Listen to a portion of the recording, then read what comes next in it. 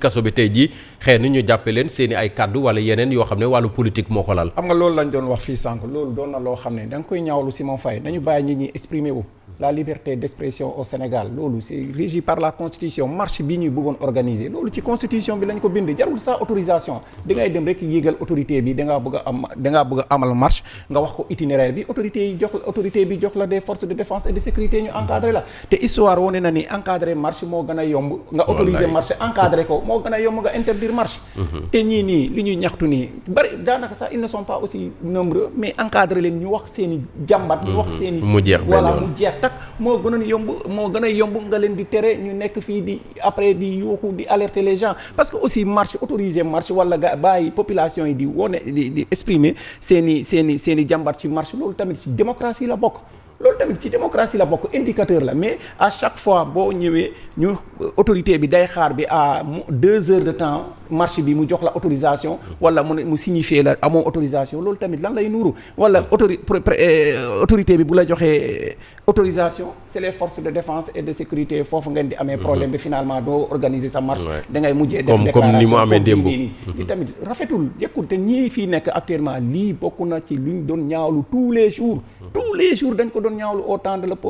au temps où ils étaient dans l'opposition léegi bu ñu ñëwaatee ci sur la grève du SYTJUST mais Simon loolu priorité la lii mooy les priorités SYTJUST bu grévé rek ñaata nit ñoo amoon ay problème kayit yu ñu waroon régler barki démb ak démb te mënuñu ko régler dans tout le Sénégal c'est combien de personnes xoolal préjudice bi lii la ñu war a régler c'est des accords yoo xam ne fekk nañu ko fii mais ngalawaay l'État est une continuité nañu jël accords yooyu ñu woo gars yi ñu waxtaan ak ñoom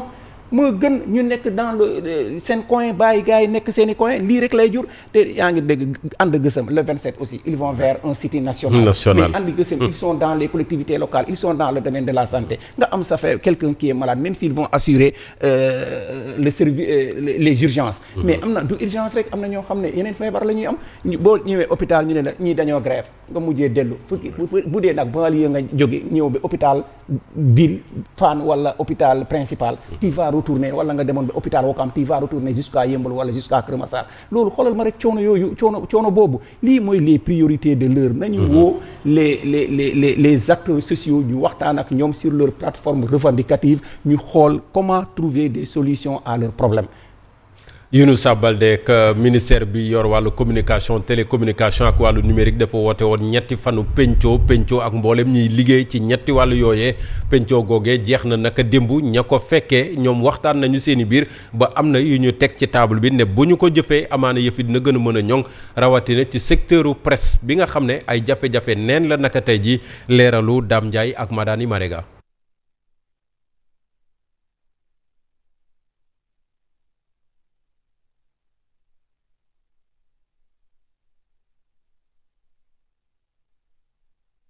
ñetti fanu waxtaan yi ñu jagleeloon lépp lu jëm ci wàllu communication ndar képp nañ ko ci ajuma ji jëwriñ ji ñu dénk lépp lu jëm ci wàllu communication ak télécommunication numérique taxaw na pour gunge média yi. Ces recommandations qui ont fait l'objet d'une synthèse et nous prenons l'engagement ici feront l'objet d'une co-construction avec un comité permanent de suivi collégial représentatif de l'ensemble des parties. lu jëm ci jafe-jafe nga xam ne média yi ñu ngi koy jànkonteel ci wàllu koom bokk na ci jafe-jafe nga xam ne yëkkati nañ ko fa. Accompagner et mettre à disposition et renforcer la Commission nationale de la carte de presse et le CORED, des instances de gouvernance qui effectivement dans le sens que nous voulons aller de responsabilisation des médias doivent monter en puissance en termes d'outils de veille, de monitoring, de transparence, de communication et d'effectifs. lu jëm ci coowal publicité tamit daal dinañ koy waxtaanee. Nous devons renforcer les entreprises et leur permettre d'avoir une gouvernance économique avec un socle transparent qui permette aussi à l'État, dans le cadre des échanges que nous avons eus avec le CEDEPS, de mettre sur place un cadre de revue des conventions publicitaires. doon waxtaanee lépp lu jëm ci wàllu xabaar bu wér cëng wàllu koom ak wàllu cyberespace ministère bi ñu dénk lépp lu jëm ci wàllu koom nee na noppi na tamit ngir gunge mbooleem rajo communautaire yu Sénégal.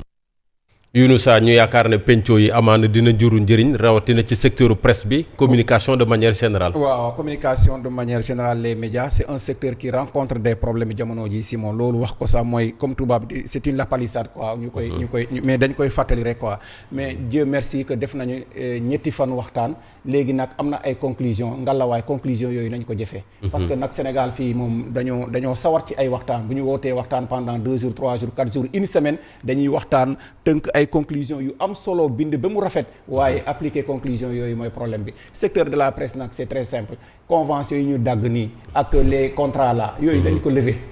ak pression fiscale bi ñuy def ci médias yi nañ ko wàññi waxuñu nag gars yi bi ñu fay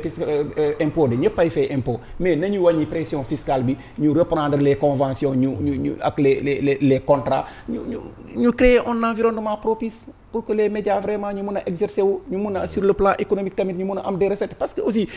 de façon globale et c'est pas seulement avec ce régime de façon globale l'environnement économique des médias au Sénégal c'est un environnement très précaire léegi nag boo ñëwee nga leen di xoj encore di leen indil ay problèmes mais mooy tu vas les asphyxier mooy tu vas envoyer des centaines et des centaines de pères de famille en chômage te loolu warul état bi dafa war a jàppale les médias parce que c'est un créneau pourvoyeur d'emploi médias yi mun na créer beaucoup d'emplois na leen jàppale les patrons de presse ak ñeneen pour que vraiment médias yi mun a souffler wu tuuti pour que la situation revienne à la normale mais actuellement nii la situation bi si moom métti na de métti na trop Younoussa métti na trop mais jërëjëf ma lay gërëm di la sant bon week-end merci beaucoup jërëjëf yàlla defal la jàmm ñu yendu jàmm defal ñëpp quoi amiin Younoussa ñu des ba léegi ci xibaar yi ak nappkat yi nga xam ne bëgg nañu ñu jële fi ay usines yi defar farine ak huile buy jóge ci jën yooyee nekk ci ay gox yu mel ni Kayar Diamniadio Saint-Louis Joal Sandiara démb nag fii ci Ndakaaru la ñu mujjee ak benn caravane boo xam ne ñu ngi ko doon def ci biir réew mi yëpp mujjee ko Ndakaaru ñoom ñu jàpp ne usines yooyee li muy yàq moo ëpp fuuf li muy defar Pël ab dëkk la bu nekk ci commune bu Meewaan département bu Tivaouane foofee askan wa dañoo génnoon ci mbedd ma di sàkku ñu jox leen ndox wutal leen courant waaye tam tabaxal leen poste de santé ndax ne ñett yooyu tumuranke na fa lool te bu guddi jotee ñàkk courant tax na ba mënuñoo leeral mbedd ya te loolee day yokk ñàkk kaaraange ga nga xam ne moom moo fa am dox nañ ci doxu ñaxtu nag ngir kilifa yi dégg leen sargal nit ki ca ba muy dund surtout bu fekkente ne ñëpp a ko naw di soxna Xaar Mbay Madiaga exemple la ca Tëngéej ci waa Tëngéej nag rendre nañ ko hommage ndax tuddee nañ ko ab kër gu yanj gu ñu jagleel wàllu aar ca dëkk ba ñu tuddee ko la maison des arts muy kër gu yanj bu bees lépp jóge ci partenariat boo xam ne commune bu Tëngéej moom moo ko amal ak ñeneen ba ñu mën ko tabaxal ndaw si ci boppam nag ñëw na fekkee si bésam reportage yu Cheikh Ahmed Tidiane Seck ak Mansour Ndiaye. Tëngéej delloo njukkal doomam ju ràññeeku ci wàllu cosaan ak caada ci àddina si wërngal këpp Xaar Mbay Madiaga la ñu tuddee kër gu yees gi nga xam ne moom la ñu jagleel wàllu aar inauguration bi nekkoon nag occasion ci sargal Adja Xaar Mbay Madiaga. ñaar ma nga ne conseil municipal bi gàttal nañ conseil wax leen li ñu gis ñëw ñaareel bu Xaar Mbay la ma laaj waa Tëngéej yëpp nañu yéex nga koo def dama defal Tëngéej ñu ne Xaar Mbay Madiaga Adja Xaar tur bi yaay borom. Maison des Arts nekk kër gu yaatu gu ñu sant ci peggu tali bi ci route nationale bi ci boulevard Maurice Guèye bi di lu tukkee nag ci seexoo ci diggante ville bu Nantes ak Tëngéej maire bi di Omar Ciss jàpp ne soxalik Tëngéej ci wàllu cosaan ak caada door na ca kanam la jëm. mooy dañ nekk ci phase bu am solo moom laay woon la vie maanaam dekkalaat Tëngéej loolu mu ngi tàmbali 2022 loolu dama bëgg yéen ñëpp ngeen bàyyi ci xel Tëngéej dina demaat ba nekk lumière Sénégal. Notre emblème pour la renaissance du Sénégal passera par la culture et le porte-étendard sera Adja Xaar Mbay Madiaga. Symposium di ndaje waxtaan bu yaatu nag ci dund ak jaar-jaaru Xaar Mbay Madiaga la ñu nag amal ci suba gi teewoon ci ay kàngam yu mag ci wàllu histoire ak culture.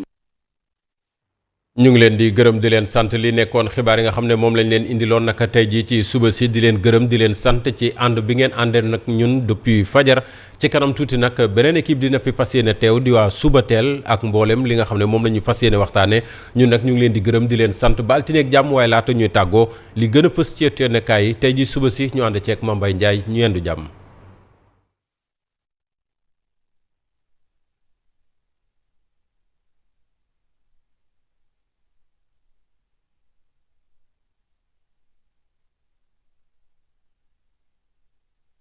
ay ca doore ko tribune yéene kaay nee na port autonome bu Dakar de mu ngi ñuy bëgg a rey laa la wax ak peccum ginnaaw njiit la Bodian yemu sa ndax port ba mu ngay nërmeelu waa ANSD ñoom ñoo ko xam ne de nee na xanaa bi la yoon nag Waly Diouf Bodian mii duñu weddi ndax doore ko weeru mars bi ñu xam ne moom la ñu def ak xayma li ñu gis moo di trafic maritime bi dafa reculer ba toll ci 11,3%